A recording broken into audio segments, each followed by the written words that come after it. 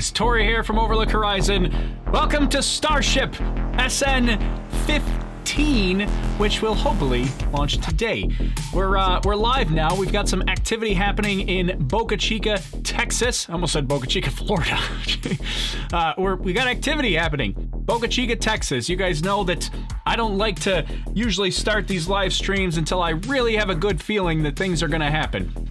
Allow me to just move my giant Starship out of the way. We're going to talk about that in just a second because I am pumped about that guy right there. Anyways, so hello everybody. it looks like things are happening right now. We don't have an official feed from SpaceX yet. We do have kind of a bit of a hazy feed here, and then we've also got the one from NASA Spaceflight, which I'll switch over to occasionally here.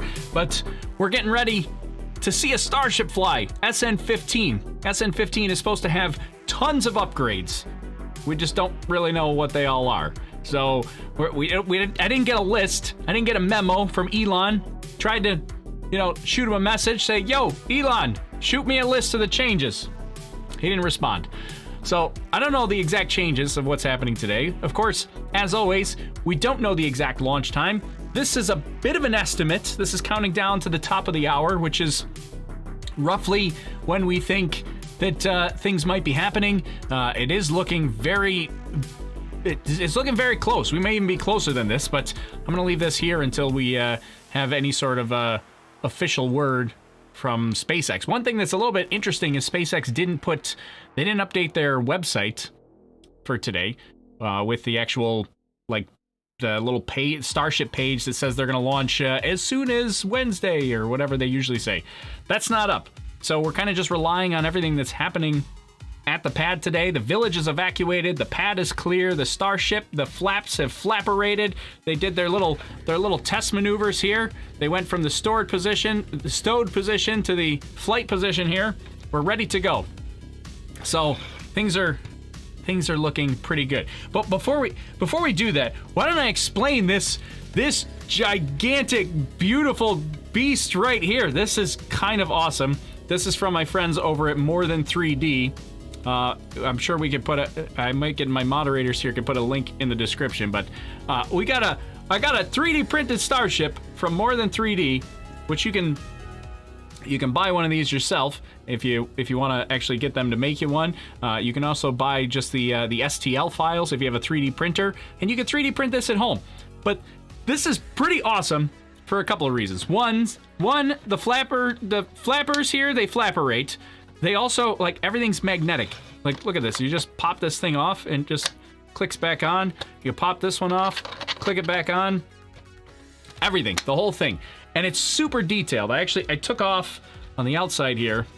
There's a bunch of power and cabling things that come off here. I took those off just for demonstration purposes because all this is magnetic too. Look at, open this up. There's a header tank in here. So when we talk about header tanks, this is what it looks like on the inside of the Starship like that. It's a header tank. It's magnetic. That sticks right there. You can see the downcomer pipe that goes down the side of it. Oh! Okay. Yep. Well, live demonstration purposes. Anyways, that goes in there like this. Here, we'll set that aside for right now. Header tank can go there. Let me get the pipe out. We don't need that. Optional. Oh, and let's twist it around so they're actually straight. You can see inside the payload area here. You can see inside the methane tank. Oh, look at this. There's piping in here. The methane tank. There's the methane header tank right there. Pretty awesome. Can you see that? Can we see it at all? You're probably going to focus on my face. Focus on this thing. There's some piping inside. I just ruined the whole thing, taking the whole thing apart here. And then, of course, we've got... I got one of the pipes loose now. We got landing legs on the bottom, and they even, fold up. Look at this. They fold up, they click out, they're magnetic. You can fold all the landing legs in, they're gone. And then we also got, obviously, engine... Here, let me get the landing legs back out so I can set it down. Oh, yeah, there we go. Even got engines. Got our 3 Raptor engines, sea-level Raptor engines in there. Boom. Clicks in. Good to go. Look at that. It's kind of awesome. We're going to use that for demonstration purposes here today. If I can get it back to... Is it? Yeah, that looks about right. We did lose one bit of plumbing in there. We'll take that out. We don't really need that for today's demonstration purposes, but look at that. How cool is that? That is awesome. Anyways, okay, so I'm gonna use that for demonstration purposes here shortly, but thank you to my friends at More Than 3D. Let me drop a link in here. There it is. I'll drop a link in the chat right there if you're interested in picking up one of those starships. It's kind of awesome. It's like, I mean, I have a 3D printer. I didn't 3D print this particular one. They sent me this one, and this is not sponsored by them. They didn't pay me to say any of this, although they did send this to me. But it's pretty awesome. I love it. Thank you. Anyways, all right. So let's talk about what we've got in store for today, and then maybe we'll do some demonstrations with our new Starship here. But this is another test flight. We've done a few of these now. No, none of them have really been a successful landing yet. We did have SN10, which landed upright for briefly for about 8 minutes, and then we know it kind of blew up. But we want to see this guy land and stay that way. But it's still just a test flight, so it's pretty much going straight up, straight back down. This is from my friend Declan over at flightclub.io. Shows the telemetry and the flight path here. You can see it's going to head up to the top here, going to come back down. This is all powered flight here is the red section, so that's the ascent. It's going to be powered all the way up to the peak apogee, peak altitude there. Belly flop its way down, and then we'll get our Raptor ignition here at the bottom, and hopefully we'll get a landing in. That's the idea. Weather today was not looking so great. Winds have really been the main concern. Ground level winds have been around like 26 mile per hour ground level winds, which is, let's see, I figured out, somebody helped me figure out how to quickly switch this to kilometers per hour, but right now we're sitting at, in Boca Chica, we're sitting at about 28 kilometers per hour ground level winds, which is a little quick. That's sustained winds right there. That's not even wind gusts. That's just sustained winds. So that's going to be a bit, that's been the big issue today. Tom Brooks says SpaceX site is live with the count. Oh, did SpaceX update their site? No, they didn't. You lied to me. Or you have to somebody's gonna have to send it to me. SpaceX feed countdown has started. 34 minutes until live. Where? Oh, there you go. One of our moderators just said it to me. Thank you, moderators, for sending that to me. There it is. Okay. So that's good news. So 6:20 p.m. Now, oftentimes, got it. I got the feed up. 6:20 p.m. So I'm gonna update this timer to here, like this, to match theirs. Oftentimes, when it says 6:20 p.m., they're actually kind of giving away what their targeted T0 time is. So I would expect launch to be at 6:20 p.m. right here, the 32 minutes. That's counting down to launch time. We will probably see SpaceX go live a little bit sooner than that, maybe 5 or 6 minutes before the launch time. So, well, keep that in mind if you're watching that SpaceX live stream there. But that's good news. We actually have a stream, which means stuff is happening. Oh man, I'm excited. Okay, let me see. Let's check in with everybody. We haven't. I've just been bouncing off the walls. We've been going crazy. I haven't even read any of the chats or super chats or anything yet. So let's check in. Let's see what's happening, what everybody's doing. I saw Neko sent over a super chat really early on, I think before we even went live. So thank you very much. Super sticker rather said, "Hey you." Thank you very much for that. I saw Lenmar Stelly also sent over a super stickers. Behind the scenes super sticker, so thank you very much for that. And are we there yet? Oh, are we there yet? Holy smokes, are we there yet? Sent over a $50 super chat. Wow, that is super generous. Like, thank you very much. That is really nice. Are we there yet? Said $50 for the deorbitating enthusiastic Tory. Well, that just for that, we're gonna. I mean, it will today. It's gonna. Well, it's not gonna orberate in the first place, but we'll say it's going to deorbitate because it's going to come back. It's going to land. I'm feeling good about today. Successful landing today. Successful landing. I'm feeling good. So SN15 has a ton of upgrades. We just don't know what they are. There's been a couple of a lot of the main problems for Starship. I love this little guy here. I'm just gonna. A lot of the this doesn't. My camera doesn't know how to expose my face with that. Let's switch to manual exposure because it doesn't know what's happening. What is that? Nope, that's too dark. Let's go to here maybe. That looks pretty good. Then I can go like this and it won't darken my face.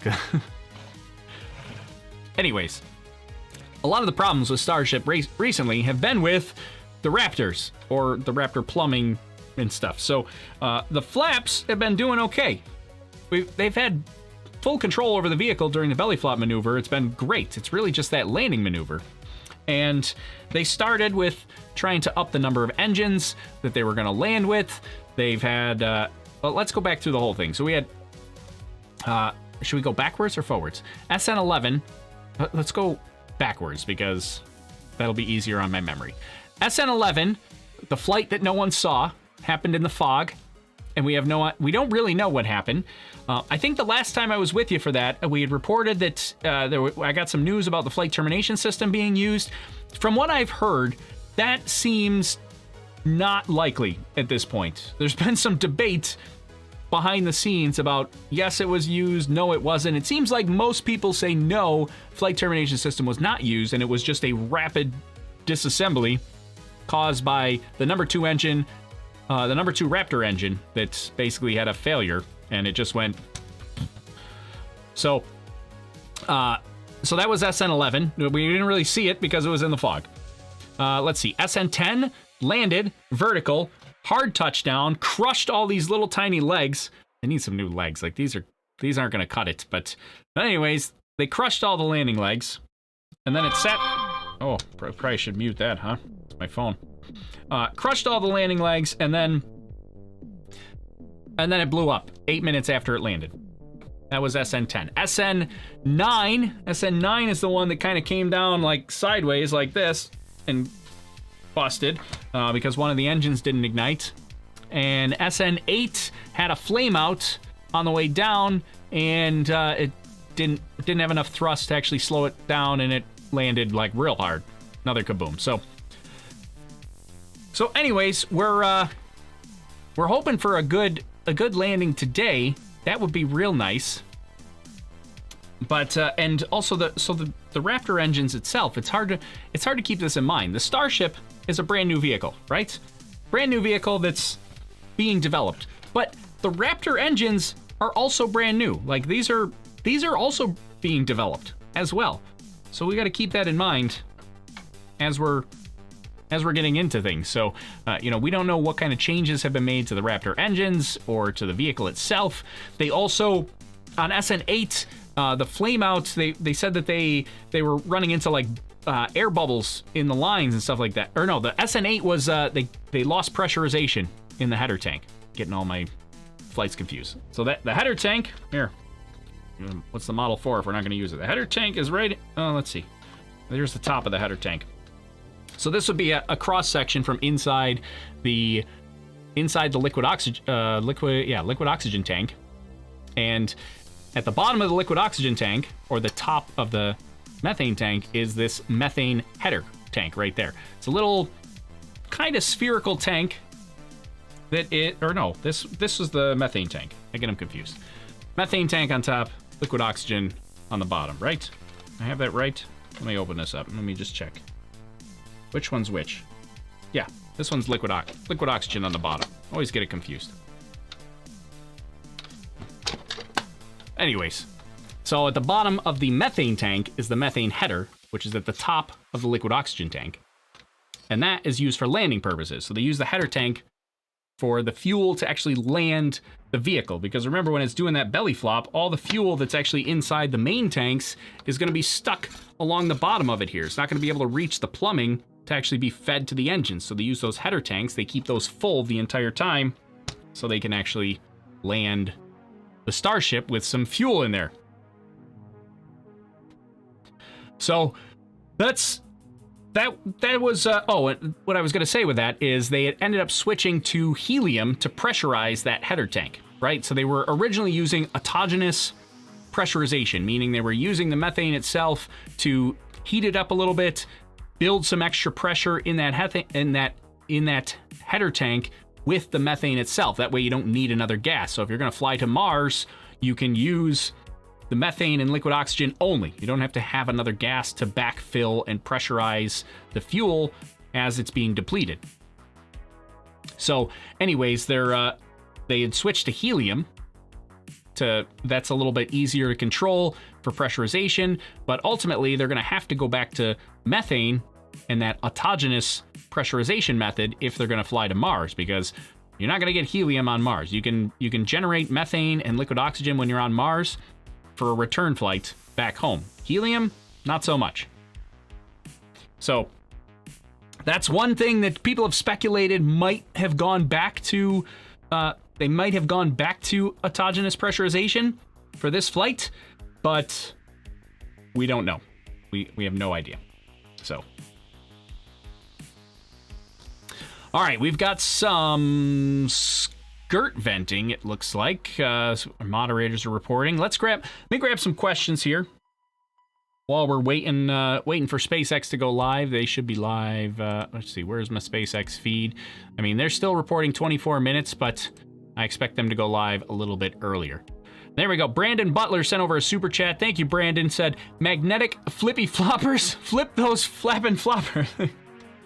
They are pretty awesome. These little magnetic. They move so easily, and they're magnetic, so they just pop off and just right back on. It's so easy to move this stuff around. It's kind of awesome. Thank you, Brandon. Why did they skip SN12? That's a good question from Mohammed. So we had SN11, and if you noticed, we're on 15. So we skipped 12, 13, 14. Basically, 15 is where they had planned to start doing upgrades. And they got all the way up to 11, and they're like, well, it doesn't make sense for us to build 12, 13, and 14 because 15 has all these upgrades. Let's skip those. We'll scrap them. I mean, could they have called this one SN12? Maybe, but they decided to keep the original numbering structure, so they went from 11 right to 15 because 15 has the upgrades. They wanted to go right to that and, you know, start improving. So wasn't worth it to try to fly 12, 13, and 14 when they knew that upgrades to fix some issues were on 15. So really the question was, why didn't they just rename this 12 instead of calling it 15? Probably just easier for internal tracking purposes just to keep it as 15. Why does it have to do the belly flop in the first place? Why can't it return in a similar fashion to Falcon 9? That's a great question as well. That's from ASAP Road Service. So the belly flop maneuver is scrubbing off a ton of speed. And if you're not going to use that, like you have a much bigger cross section this way to come into the atmosphere. If you're the ground and I'm coming at you like this, you've got all this surface area to help slow you down as you're coming in. That's free energy transfer right there. Otherwise, if you're coming in this way, you have this much of a cross section here. Much smaller, you're gonna fly through the atmosphere. If you're doing that, you need more fuel. You're gonna need a lot more fuel to slow yourself down. And that could mean the difference between sending 100 tons to low Earth orbit or sending 20 tons to low Earth orbit. So it's really about maximizing the payload capacity up here. So that's why they're doing the belly flop maneuver there. But does that not put a huge stress on it? Yeah, certainly belly flopping would have some stress on it, but that hasn't been an issue. That hasn't been any of the issues from all the previous flights. So they've got that part down.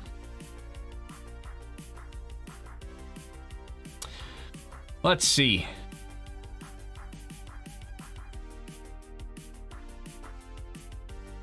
Why don't they do a modern shuttle design? Seems more natural to glide in. Don't forget that this vehicle is designed. The intention of this vehicle is to land on the moon and on Mars. Now, there's going to be a lunar version of this, which won't have...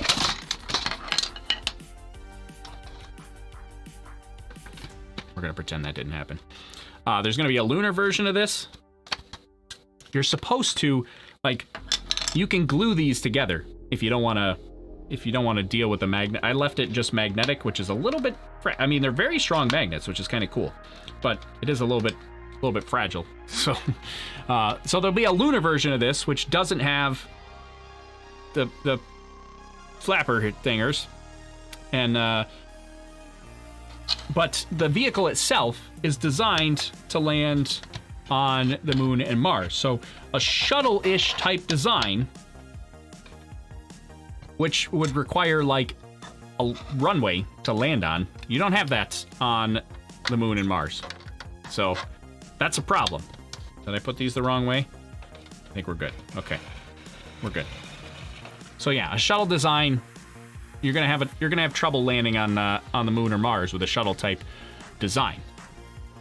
But landing on the moon and Mars, like they probably won't do the whole belly flop maneuver for the moon and Mars. They'll probably just come, well, maybe Mars, but for the moon, they're probably just gonna come straight in, I would imagine, because you got no atmosphere on the moon. But Mars, you could still use some of the belly flop to scrub off some speed. A couple people asking where I got the model here. I'll drop another link in the chat, because it's a pretty awesome model. That's from my friends at More Than 3D. More Than 3D, they built this. They'll build one for you if you buy one. You can also just buy the STL files and 3D print one yourself if you've got a 3D printer. So it's kind of awesome. I love it. And they have bigger ones too. If you want to go bigger, you can go big or go home. Let's see, I gotta turn this around. I got it all askew. I think my flapperators are on the wrong flapperation setting. There we go. Okay.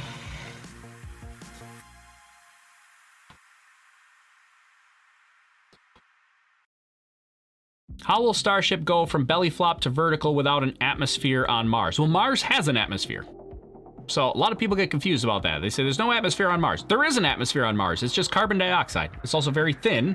So it is a thin atmosphere, but there is an atmosphere on Mars. That's why something like the Perseverance rover needs a heat shield to land on Mars. So yeah, there is an atmosphere on Mars. All right, let's see. Is our hazy view here? Our hazy view. There's still not much to see. So we're gonna kind of keep it on this view until SpaceX goes live. But there is a lot of activity there. A lot of skirt venting. We're getting some frost buildup. So that's good news that they're fueling the vehicle.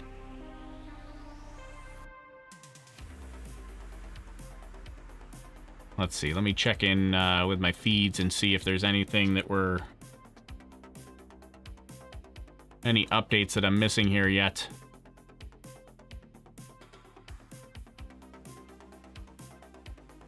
I think we're still in good shape. We might even be back a couple minutes, but we'll see what happens. Okay.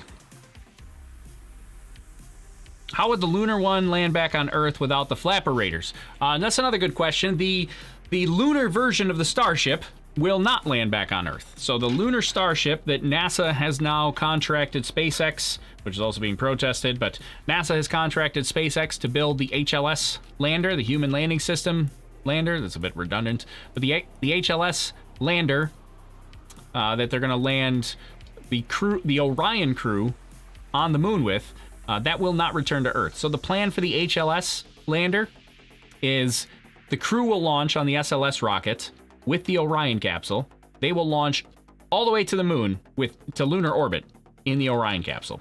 The Starship, prior to that, up to 90 days prior to that, will launch into low Earth orbit, refuel in low Earth orbit, then do a translunar injection, head to lunar orbit, and then just the lunar Starship will chill in lunar orbit, waiting for the crew to arrive. The crew will arrive, dock with the Starship, transfer to the Starship. Starship will take them to the moon. Starship will bring them back to Orion when they're done, and Orion will return the crew to Earth. That's the plan for HLS and the Orion SLS system.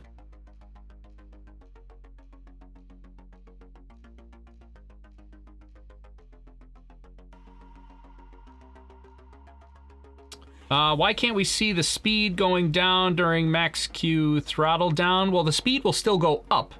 I mean, they throttle down, but they're still gaining speed, just not as quickly. So their speed won't go down. They're not shutting off the engines during max Q. They just throttle down. They're still accelerating.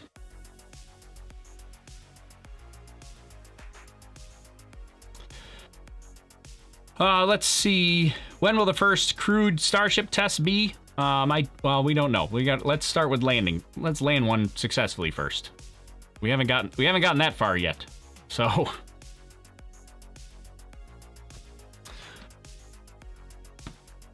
let's see.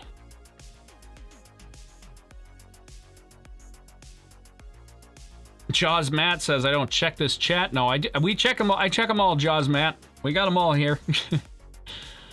Can Starship be used as an airplane? Not exactly as an airplane, but Starship is planned to do Earth-to-Earth missions, meaning it'll launch someday, right? We're not even at that point yet. Someday they want to do Earth-to-Earth missions with Starship where they could launch in New York, send you to Australia in 30 minutes with a Starship.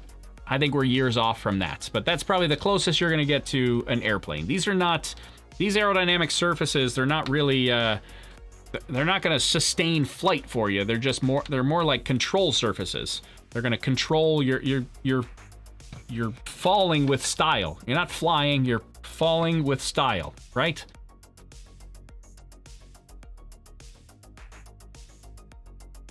What happens to the moon lander when the crew goes back to the Orion? That is a good question that I actually don't know the answer to. I assume it just stays in lunar orbit, and maybe they could reuse it, but that's gonna be tough, right? Because they would have to refuel it. But the bid for refueling Starship was to refuel in low Earth orbit, not in lunar orbit. So I don't know what happens to the lunar Starship after the crew gets off and gets on the Orion to go back home. We're not really sure. What does vehicle pitching downrange mean? I hear it often on the Falcon 9 liftoffs. It means that it's pitching downrange. That's how I was going to explain it. Great explanation, Tori. Yeah, so when we launch, right, we got to pitch over to eventually go horizontal, right? I always say to get to space, you go up. To stay in space, you go sideways, right? If you just go up, you're going to come right back down. So you have to go up and then go sideways.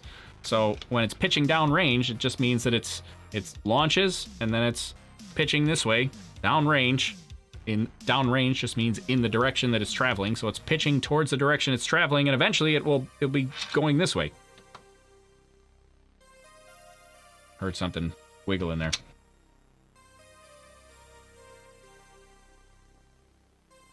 Is there no way to catch some of the vented gases to recycle them or reuse them? My curiosity is on the cost savings aspect of all the fuel with the goal of overall cost reduction in mind. That's another good question, too. Actually, they do capture the methane.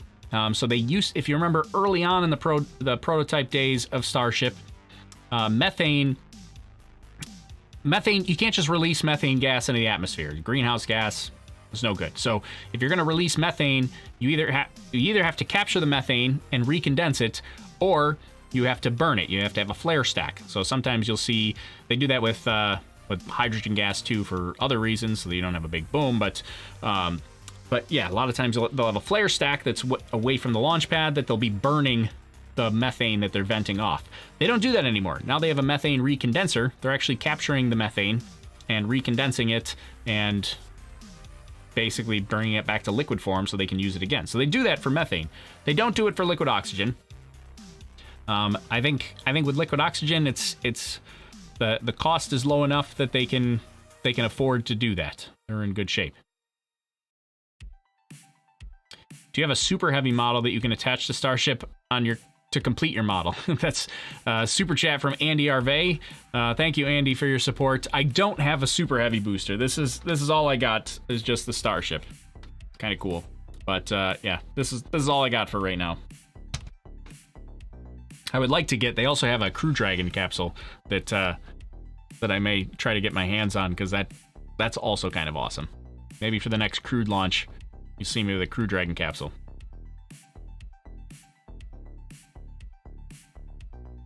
When will we be testing the shields? I'm assuming you mean like the heat shields. They've actually been doing that incrementally on each flight. They've been adding some heat shields to it. And actually, if you look at... Let me see if I can throw this up here. Oh, I can't put it up yet. Well, when we look at the Starship today, when SpaceX actually goes live, there are heat shield tiles on it, and so they've been testing them incrementally. Primarily, what they're testing right now is to see if they stay attached and they survive the actual flight. And then as we get into like orbital vehicles, I'm sure they'll be testing them. They test them for heat on the ground. We saw that years ago. Elon put out a video where they tested the heat shield tiles to how they withstood heat. That they could test. They've tested, now they're testing to make sure that they stay attached to the vehicle. And then eventually they'll kind of combine those two together when they do orbital flights, and they'll test to make sure that they stay attached and they can withstand the heat.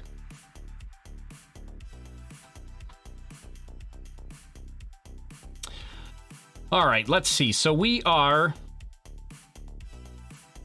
Where are we? Let's see, I can get rid of this.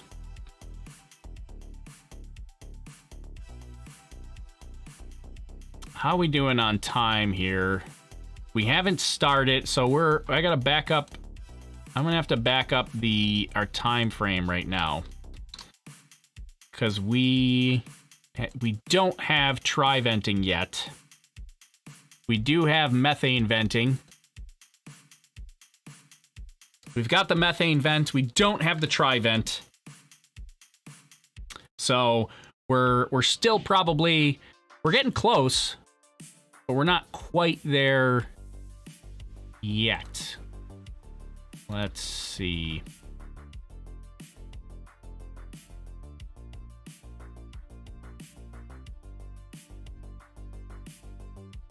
So, and if you're not aware of how my timeline works, most of this stuff happens automatically, primarily because this is a one-man operation here. I don't have there's no producer behind the camera. This is just me. So all this stuff clicks over automatically. I gotta update the times and stuff like that occasionally. So if it clicks over and I miss it, I'll get back to it and update it to try to get the times corrected. But I mean, I think we're still progressing towards a flight. I think we're still in good shape. We should have, once SpaceX goes live, I'll put it up here. So don't worry, we're not going to miss it. Let's see.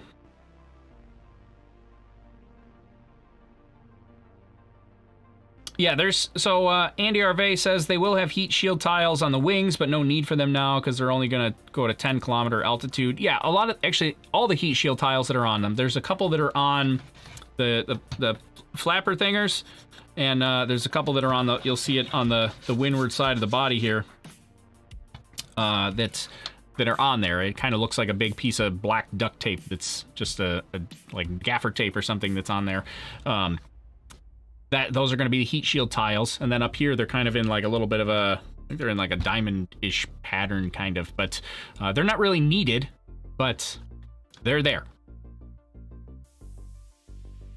Let's see. Oh, now we got tri-vent.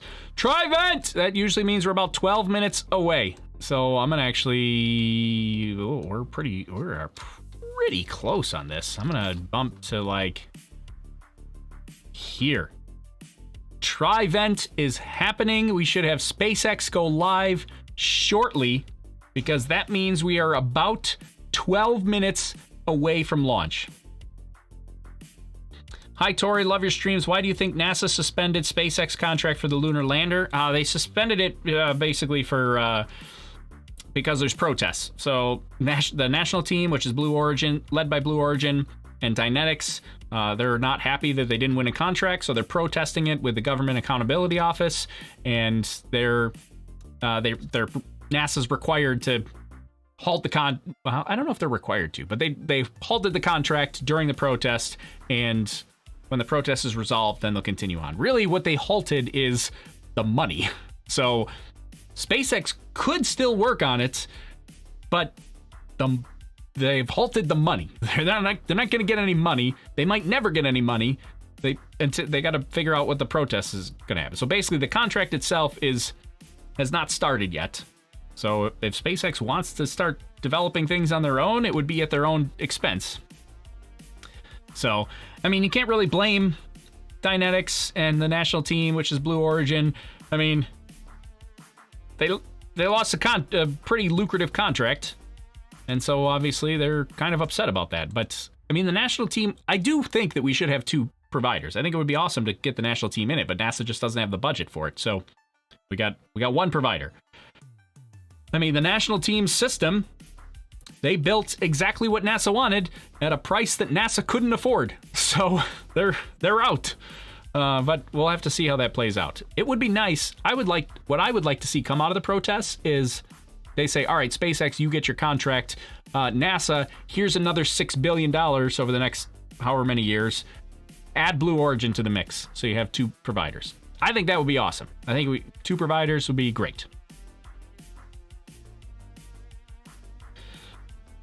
Okay, let's see.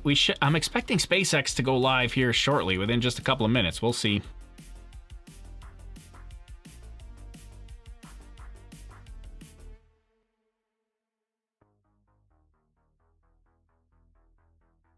Let's see. Yeah, some furious venting happening. So we can take a quick peek here from my friends over at NASA Spaceflight. Let me see. I got a button here for that somewhere. We'll switch to this view right here, just real quick for my friends over at NASA Spaceflight, so you can see that there is some venting happening there. If you want to see their feed, definitely go check out the NASA Spaceflight YouTube stream. I mean, I'm sure you've all heard of it because they do awesome coverage, but yeah, they've got their own cameras that are down there, which is kind of awesome.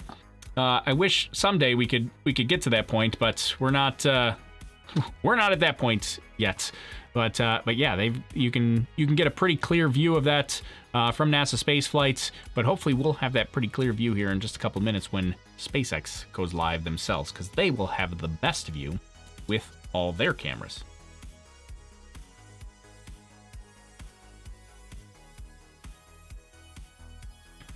So we're expecting we should be at about like 8 minutes or so. We're getting pretty close.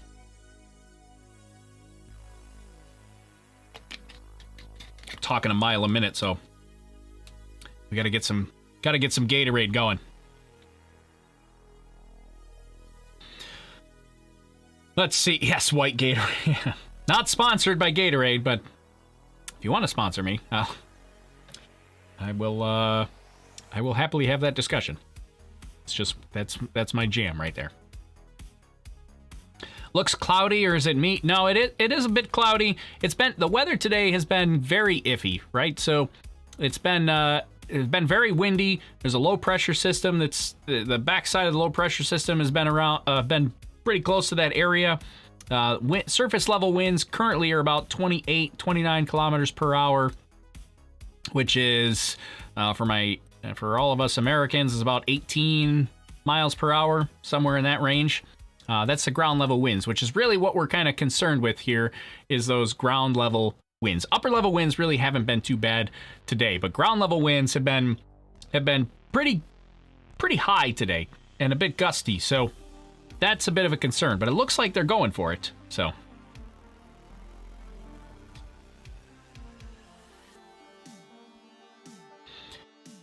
let's see. Oh, Monkey DKS says SpaceX is live. Is that true? Yes! Yes! They're live! Here we go! Let's get it going. How'd we do on time? Oh my goodness, my clock is 2 seconds off. I'm 2 seconds off of what SpaceX is at.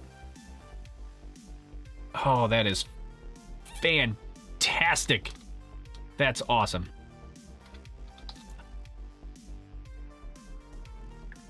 All right, let me get this updated to actually, we didn't even need that anymore. I don't know why I'm messing with that. So we are gonna have here today. Let's see. Let me close my other. We got too many things open. I gotta close this, close this, close this, close this, close this. I'm just getting all my stuff closed so we're ready to go. Close that. And we're going to close that, and we're going to close that. So I just want to make sure that we're all ready for Starship.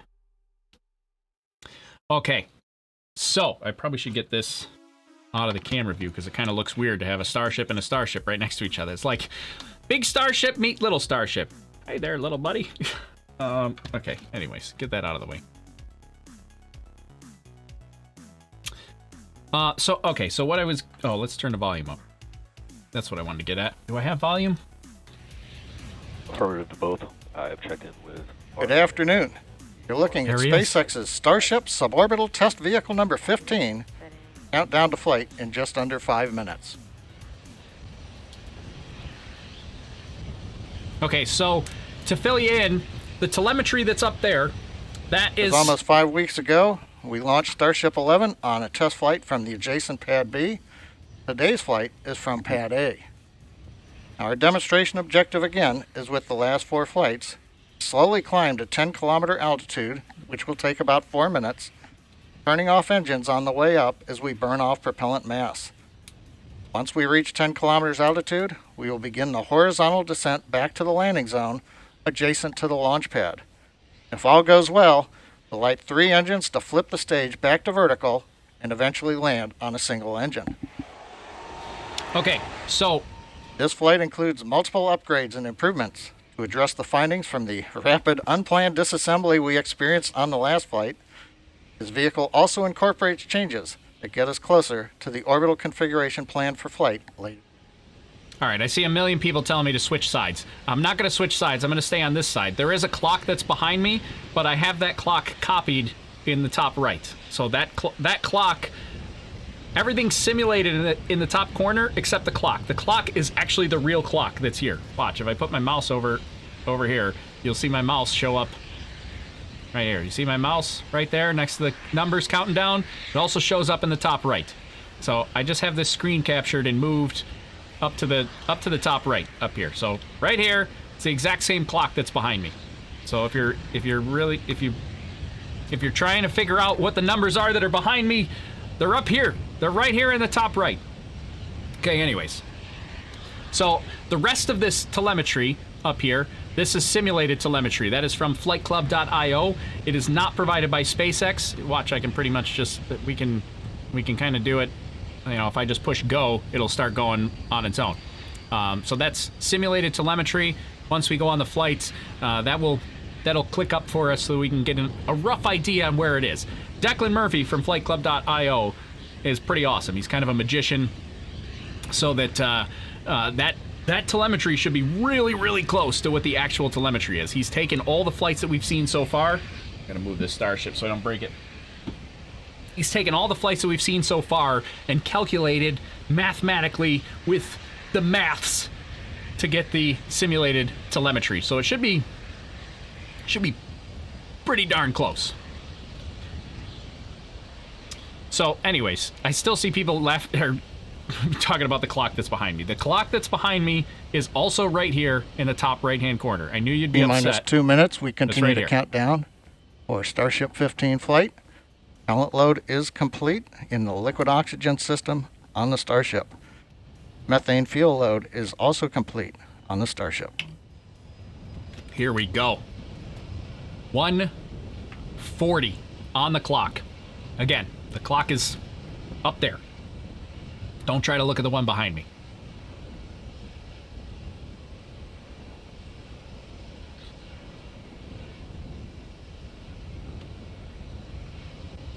So it's going to go up. It's going to launch. She's going to belly flop. The engines will reignite. It's going to impart some horizontal movement. It will overcorrect on purpose to stop that horizontal movement. And then we want a nice, soft touchdown, right? Especially since we haven't had that yet. T-minus 1 minute. All systems remain go for the flight of Starship 15. We're getting ready to disconnect the quick disconnect from the vehicle in preparation for flight. Go, baby, go. Let's go. All right, give me a go, no, go in chat. We'll start here. Chat, go, no, go.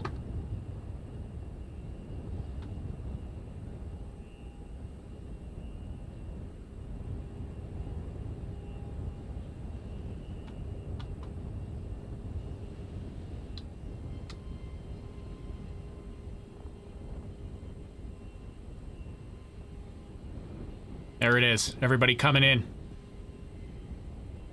13 seconds. SpaceX, this is Space Lobster Control. We're go for launch.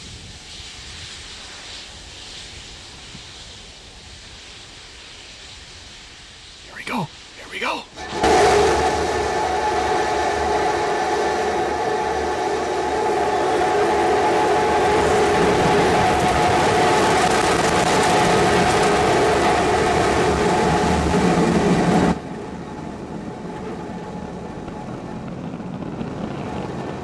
She's going! Yes!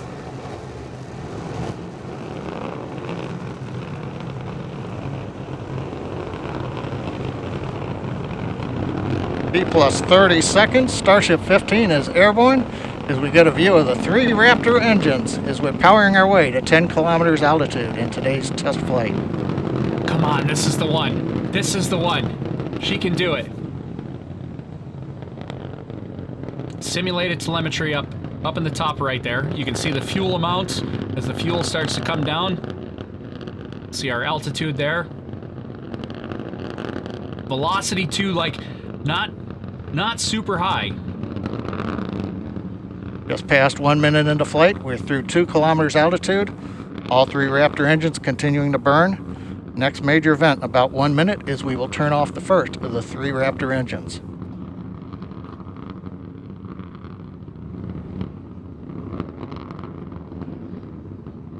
So they're gonna have 1 engine shut down. That's normal.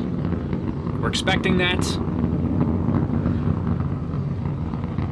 They're gonna keep their engines on all the way up to apogee. Uh-oh. We got camera freeze.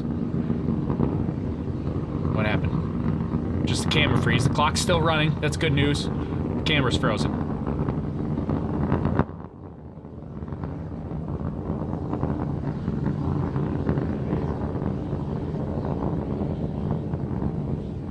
Coming up at T plus 2 minutes, we appear to have frozen the view from the engine cameras.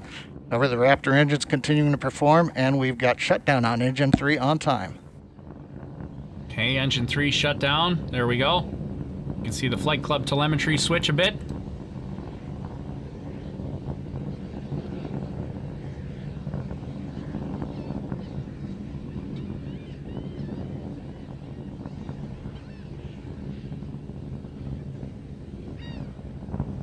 Here we go, come on. That's all right, camera freezing. It doesn't bother me too much. I mean, we kind of got spoiled the first couple of times with great cameras, but even the last one... T plus 2 minutes, 40 seconds. While we're trying to regain video from the vehicle, we continue to ascend. We have just passed the 8-kilometer point in flight. Everything continues to look good on Starship 15. Holy smokes. All right, so the Flight Club is a little bit low. He just said 8 kilometers. Flight Club is reporting 7 kilometers. We got no video, though. Frozen. This is a bummer. This should be second engine cutoff here. We should be running on a single engine now. That's planned. It kind of goes into a bit of a hover. Coming up on 3.5 minutes into flight, we're approaching the 10-kilometer altitude. We'll begin to hover here. We've had engine number 2 shut down on time. We'll now be moving into the hover with 1 engine. And then in a little bit, we will begin the flip over to horizontal position and begin our descent, where hopefully a ground camera will be able to bring us live views of the flight. Come on, baby. Come back. No, it's back. Oh, belly flopping. It's going to belly. Yeah, here we go. Here we go. Oh, no, it froze again. Just past T plus 4 minutes into flight. Is the belly We've flop? got the views back from the Raptor engines. Is this the belly flop? Can't tell. Come on. There we go. Engines are tucked in for the belly flop maneuver. This video, getting some spotty video. Come on. We get T plus 4 minutes, 34 seconds. While we're working to regain video, it looks like we've got a shot looking back at the flaps on Starship. We're in the horizontal descent phase now. We're passing 6 kilometers. Be sure they just A flash. reminder, phase that's coming up as we get ready for landing. We will light 3 Raptor engines, flip the vehicle from horizontal to vertical. If things look good, we will shut down 1 Raptor engine and then possibly a second one and land on a single engine in the landing zone. Okay. 5 minutes into flight, Raptor continuing to descend. We're coming up on 3 kilometers altitude. Here we go. I hope that UDP is not public. They just showed the world their IP address. Come on.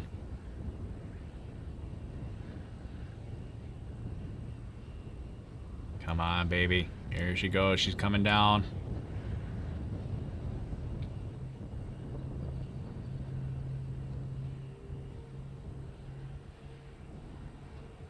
Engine's coming back. And we have ignition. Yeah. Starship heading back to the landing zone. Oh, it's gonna land! It's got it! Yes! Land it! Oh, did it do it? I don't see a boom. It landed! It landed! What? Oh, and it's on the legs too. Oh, we got landing legs. It did. That was a soft landing. It did it! It did it! And Starbase Flight Control has confirmed, as you can see on the live video, we are down. The Starship has landed. Oh, We're that's going through the awesome. safing sequence in the flight computer right now. We'll be back in a moment. Oh no, we got a fight. There's a fire though. That's what happened. That's what happened on SN10. Put out the fire. Active. Where is the? Space Lobster control to SpaceX. Put out the fire. Over. Where's the water? Activate the water cannons.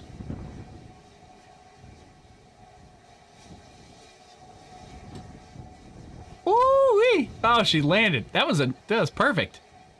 I mean, it seemed perfect, except for the fact that she's a little bit flamey right now.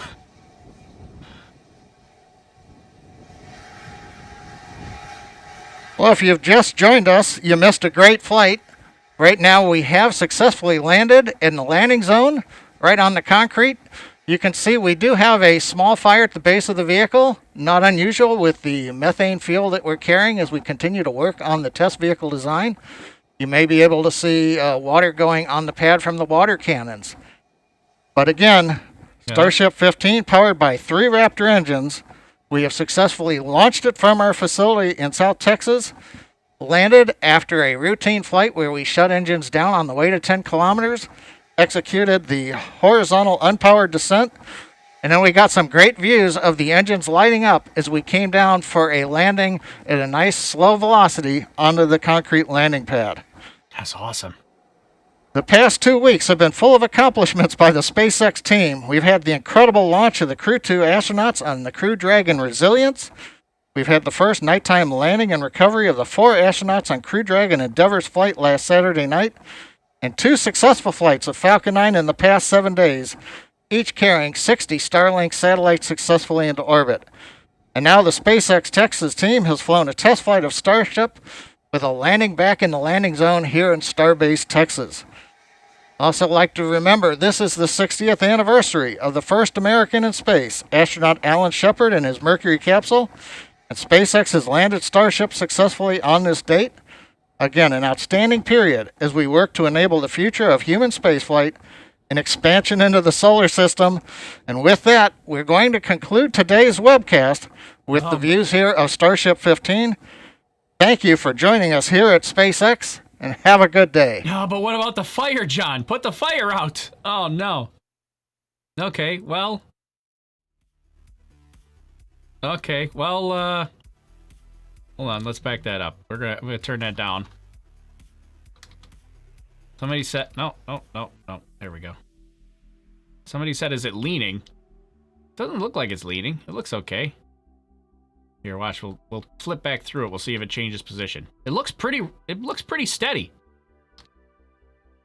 It looks rock solid. I don't think we're leaning at all.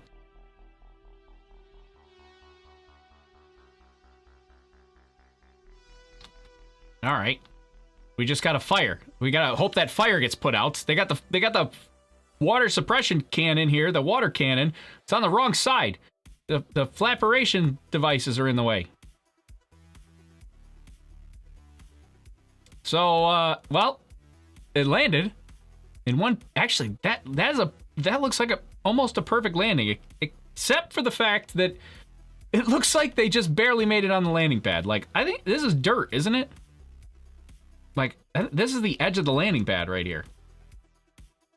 I think they just barely made it on. But that looks great. That's like perfectly vertical. As far as I could tell. Legs are there. Doesn't look like any of them are too crushed. We got some venting happening here, so they're trying to depressurize the vehicle here. Safe the vehicle. Hopefully before the flamey does any damage. That was cool. Let's watch the landing again though. Where was it? That was pretty. All right, let's back it up. Is it right here? Oh, let's back up a little more. All right, so here's where our camera's frozen. Let's watch the landing again. Replay. Oh, that replay text is not in a good spot. Let's put it. Why don't we put it up here?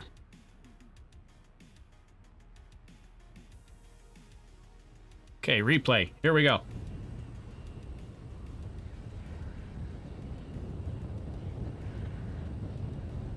Tyler Matson said the whole flip was on 2. Yeah, they didn't ignite the third engine. So they said before we saw them ignite 3 for the flip. Then and we have ignition. Starship heading back to the landing zone.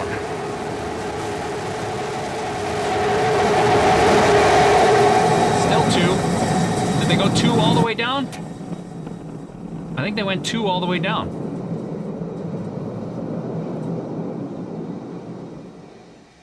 Seems like they went 2. Seems like they just did 2 engines across the board, all the way down to touchdown.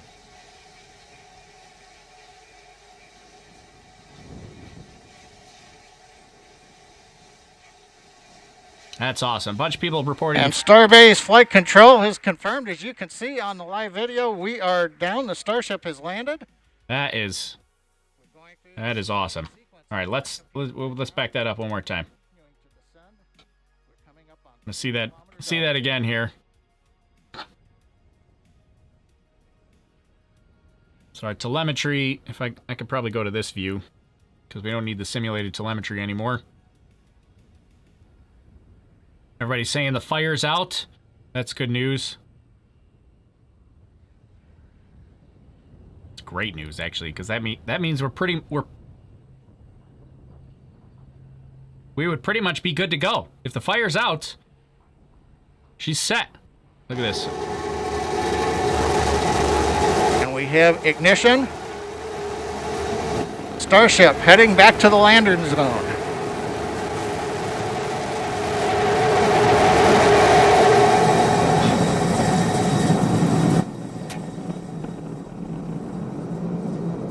I got nervous when that camera feed cut out and then you see like the fire swirling.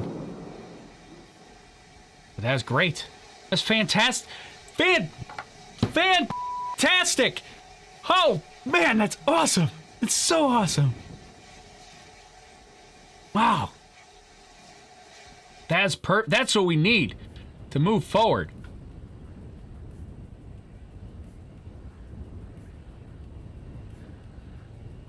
One more time.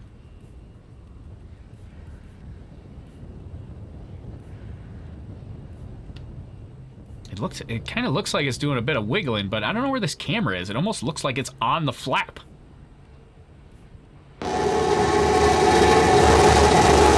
And we have ignition. Starship heading back to the landing zone.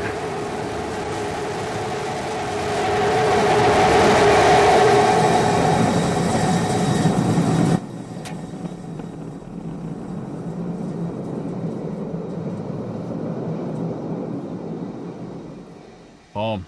Touchdown. Oh, that is awesome. That is so awesome. Fantastic. Clearly they have a problem with something catching fire in the engine bay upon landing. Great achievement for them. Onward is up. Yeah, it's not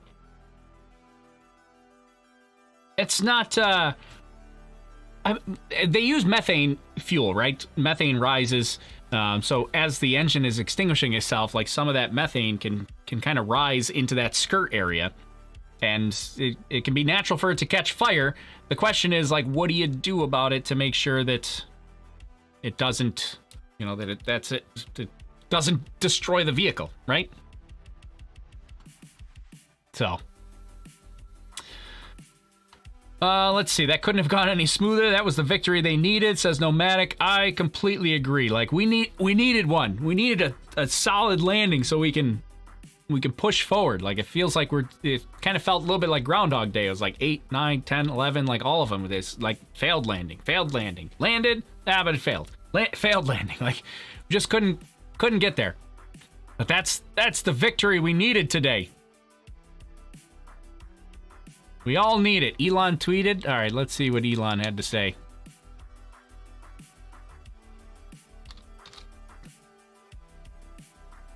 Elon Musk says Starship landing nominal.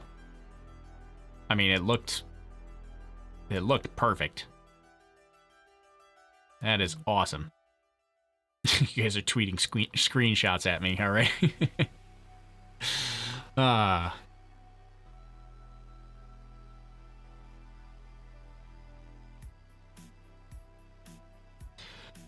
All right, let's see. Let's see what else we missed, and then I guess we're going to wrap up. I don't know what else to do. I guess I would say we'll probably chat more about this in our Discord, so if you're not a member of our Discord, join Discord. It's free. It doesn't cost anything. You can become part of our inner circle, part of our community. Join some Discord and chat with us about all this kind of stuff. Let me see. Oh, I saw Mike Awesome sent me a super chat, said happy not birthday. Go. Thanks, Mike Awesome. That must have been before launch. I didn't catch up on the super chats when we were getting that close. I think I blacked out for a minute with excitement. There you go. We're getting a whole bunch of Discord links here now. I'll drop one in the chat for the Facebook people as well. So you have a link to our Discord. If you want to jump in, become part of our community, chat with us. That's pretty much how we've been keeping up to staying up to date with what was happening today. So as you know, obviously I wasn't live streaming all day long, but we stayed up to date for throughout the whole day on Discord, checking in with status information and everything else. So that's kind of how we keep each other updated, is over on Discord for these sort of things. Is the fire out? I have been told that the fire is out. Let's see. I don't know if I'll be able to get a good view of it for you, but let me see if I can.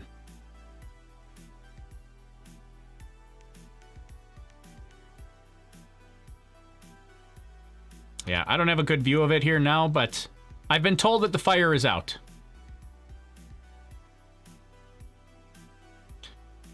Yeah, I don't have a good view of it, but ain't out of the woods until everything is vented and the fire is under control. Yeah, so that is, yeah, we want to make sure that the fire is under control, and we want to make sure that the vehicle has fully vented, so it's depressurized. We're not under high pressure. I don't know what the pressurization is for the liquid oxygen and methane tanks, but if you compare it to some other vehicles, there's I forget which vehicle it is, but I've heard of like pressures of like 280 psi or something like that for your liquid oxygen tank or something like they're under very high pressure, those tanks.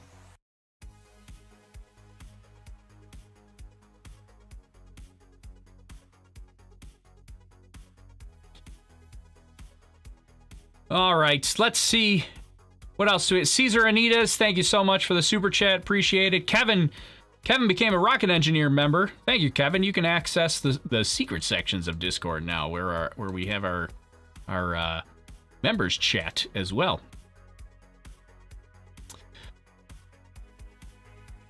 Yeah, fire. So a lot of people talking about the fire underneath the skirt area and how to put it out.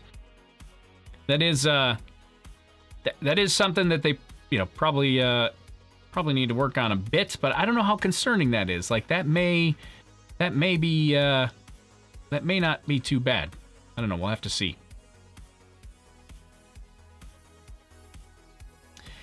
Wow, Angel Essentia. That is super generous. Like, thank you, Angel. Angel sent over $100 super chat. Like, that is crazy generous. Thank you so much, Angel. That is really generous. That's so nice. He said, Lab Padre shows just venting. No more fire anymore.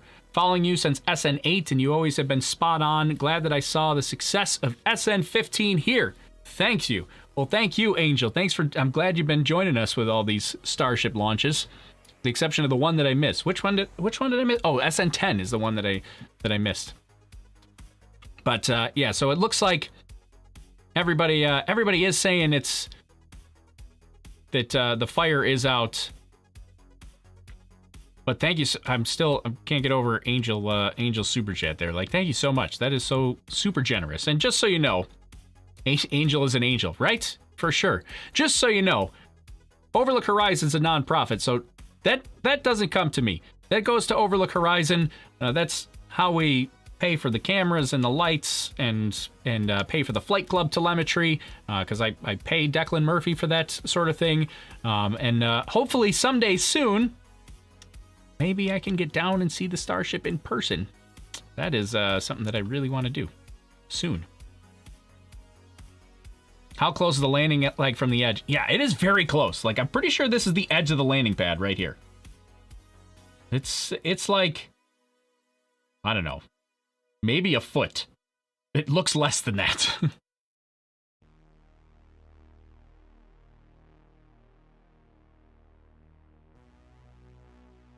All right. Well, I mean, I think that's it. I think we end it right here. I think we don't need to do a whole long elongated session. I mean, I think that was pretty awesome. I'm probably going to watch that over and over a million times. But that, I can't believe how well that went. That's awesome. Because now we can move on to, and thank you, Joe Gregory, for the 1,000 Facebook stars. Thank you so much. Yeah, now we can move on to SN16, which is getting close to being built. And so just to give you a rough idea on timeline, like, we never know how long it's going to be, but between SN11 and SN15 was about 5 weeks. Now, they keep trying to shorten that to like 2 to 3 weeks. I think they're trying to go like 2 to 3 weeks, but things keep getting in the way, and this one got extended to 5 weeks. I think between 10 and 11 was like 3 weeks, I want to say. That was a pretty short one. Actually, I don't have to guess on this. I can tell you exactly because I have that information. Let's see. Oh, this is the amount of time that was on the launch pad, actually. So SN15 was on the launch pad for 28 days before it launched. So they rolled it out, and then it was 28 days later that they launched it. SN11 was on the pad for 23 days. SN10 was 34 days. SN9, 43, and then it gets kind of high up there for SN8 was 75 days. So the shortest time we've had so far after the vehicle has gone to the pad has been 23 days. So if SN16 rolls out to the pad sometime in the next couple of days, we're probably looking at 3 weeks before a launch. But I know they're really pushing hard to kind of shorten that if we can. So anyways, let's see. Does SN16 have a full belly of heat shield tiles? I don't think so, but I'm not sure. I don't really pay attention to it till it gets out on the launch pad. Wasn't that the whole authorization issue? Yeah, well, there's been the biggest authorization issue that we ran into was for SN9. We didn't have much for 10 and 11 as far as gaining authorization. I mean, SpaceX is trying to push quickly, and the FAA is kind of pushing back, trying to slow them down a bit. I mean, they're not trying to slow them down. They're just trying to make sure that what they're doing is safe. So Will SN15 be reflown? That's a good question. I would think no. I don't know the answer to that for sure. I would think that maybe they could reuse the Raptor engines. I would think that the vehicle itself would not be reflown, but I have no evidence one way or another, to be perfectly honest. I would think they would just move on to SN16, but I don't know, given how well this flight went, I don't know, why not refly it? Especially if you could refly it in like a couple of days from now, that would be cool. I mean, I'm not saying that's going to happen, but it would be cool. Let's see. Axel Perez, thank you so much for the super chat. Axel says, are they going to reuse that Starship? I already answered your question. Yes, so I don't know. I know of no plans for them to reuse this, but I don't know why they would just throw away the Raptor engines. Like, that seems silly. The only thing that I would say, like, why they would move on to SN16, like, SN16 might have additional upgrades that SN15 doesn't have, but if it successfully flew and landed, like, why not? I don't know. Why not refly it? I feel like that's a thing you could do. But I'm not I would be surprised if they did a reflight, but I think it would be cool if they did.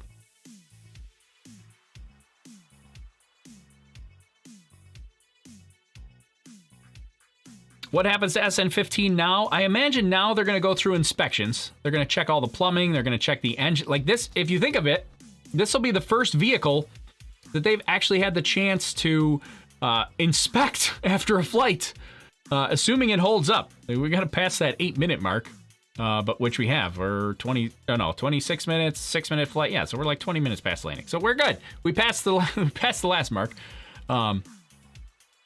But yeah, assuming it stays in one piece, this will be the first vehicle that they can actually go inspect after a flight. That'll be kind of cool. They'll be able to. So I imagine they'll probably tear it down just to try to inspect it, inspect the plumbing, inspect the engines, the wiring, everything to see how it actually performed in flight, because they've never been able to do that before. When will heat shield be fully added? Probably not until they go orbital. Once they go orbital, then they'll have full heat shielding. SN15 for the museum. Yeah, that would be kind of cool. It would be cool to put it in a museum, but I imagine they're going to use it operationally to do inspections and stuff. So I would think that it's going to get torn down. That's just a guess, though. What amazed me is that the speed during ascent was less than a Formula 1 car. Yeah, it doesn't ascend very quickly.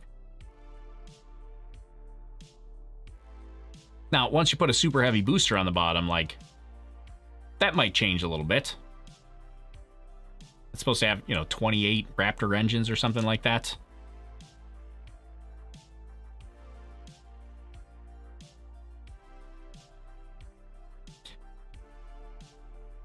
All right, let's see. People are going back watching my reactions. Well, thank you. I'm glad you.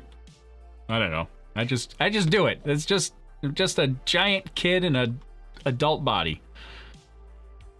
Will they ever land Starship on a raft like the Falcon 9? Well, I like the term raft. I'm not sure that's what they call it, but they are talking about launching from a sea platform, but and they may someday land on those as well, but I think we still got a ways to go for that.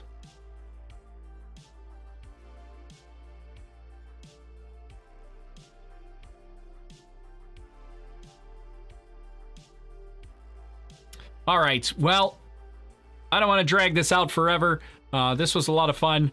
I'm glad you guys were all here to see that. I'm glad we got to do this. The first official Starship landing. I know SN10 landed, but I'm not going to count that as an official landing because it hit so hard that it crushed all the landing legs. So that's not a landing. That's a lucky touchdown. That's a touchdown, and you got lucky that it didn't explode. So I'm counting SN11 as the first successful Starship landing. Right? Who's with me? Tell me in chat. Which one's the first successful? Did I say 11? SN15. SN15. First successful, chat. Not counting 10. SN15. Tell me in chat. You team 15 or team 10? God, I get all these numbers confused. It's too many numbers. SN15, first successful one. Now I can't clip that and put that on Twitter because I screwed it up and I said SN11. Whatever, you get the idea. There you go, everybody's coming in. Team 15, agree, SN15. There we go. Steve Robinson put it in Roman numerals, SNXV. Went a lot better than 11. What? We don't really know. We couldn't see 11. SN15. Are we sure that SN11 didn't land? I mean, there was a lot of debris, but we didn't really see anything, so. All right, well, I'm going to wrap up. I'm going to keep this one short because that was exciting. I feel like it'd be better and easier for people to watch replays if we keep it short. We'll do this again for sure, but that was awesome, right? And go check out More Than 3D.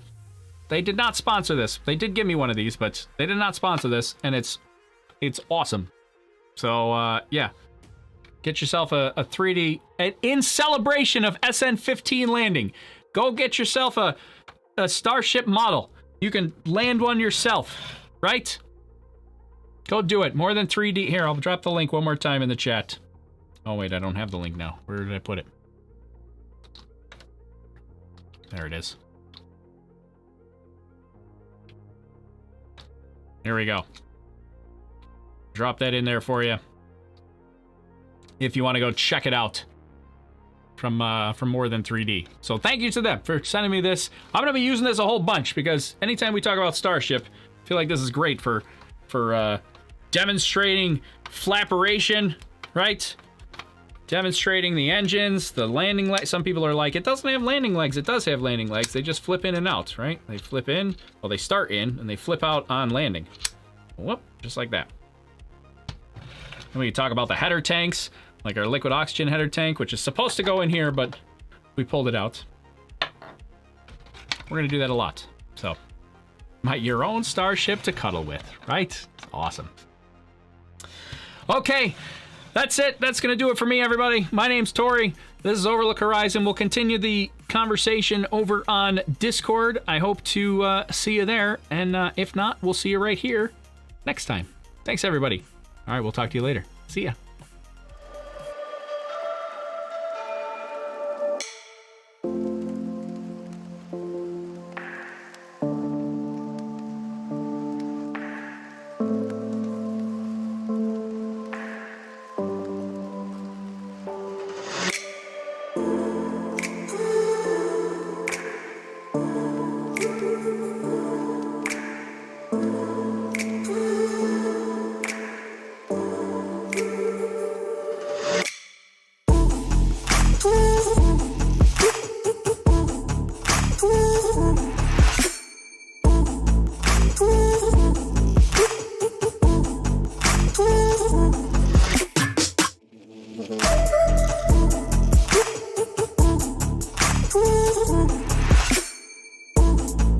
Woo!